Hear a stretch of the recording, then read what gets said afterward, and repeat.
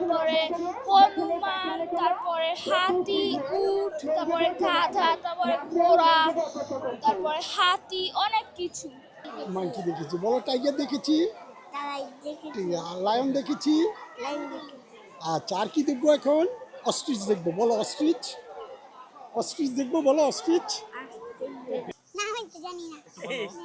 বাঘ দেখছো? বলো বাঘ দেখছি, সিংহ দেখছি। ওই যে ওই জায়গায় সিংহ দেখলাম কোনায়। এটা গরু না, এটা সিংহ।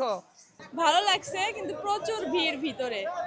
আর ভালো সবকিছু এভারেজ ভালো, নোংরা করছে ভিতরে, প্রচুর নোংরা করছে, কিন্তু প্রাণী দিকে কোনো সমস্যা করেনি কেউ। বাঘ, সিংহ, বানর, তারপরে কুমির, অজগর, আর অনেক কিছু দেখছি।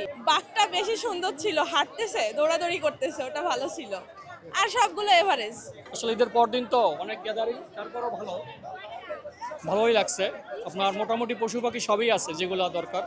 আর শীতের চেয়ে গরমে হয় কি, শীতে মনে করেন ওরা শুয়ে থাকে, দেখা যায় না সাধারণত, তো এখন মোটামুটি দেখা গেছে ভালো। মানে মনে করেন আমার মনে হয় আর একটু যত্নবান হওয়া উচিত কর্তৃপক্ষের। মনে করেন আমরা সাধারণত বইপত্রে যেরকম দেখি মোটা সোটা, এখানে দেখলাম শুকনা, বিশেষ করে যে ঘোড়া গাধাগুলা খাওয়া দাওয়া ঠিক মতো দেয় না, হয়তো খাবার।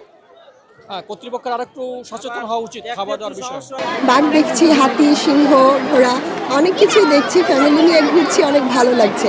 যেহেতু দেশে যেতে পারিনি, এখানে একটা ঘোরার স্পেস আছে, অনেক জায়গা আছে সুন্দর, ফ্যামিলি নিয়ে অনেক এনজয় করছি। শুরু করছি, বাঘ দেখছি, তারপরে ওইখানে হরিণ দেখে আসছি, সামনে আরো দেখবো আর কি। একটু ভিড়টা একটু বেশি, বাট সোফার ওকে।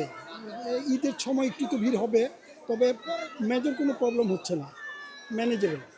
বাচ্চাও মজা পাচ্ছে, আমাদেরও ভালো লাগছে।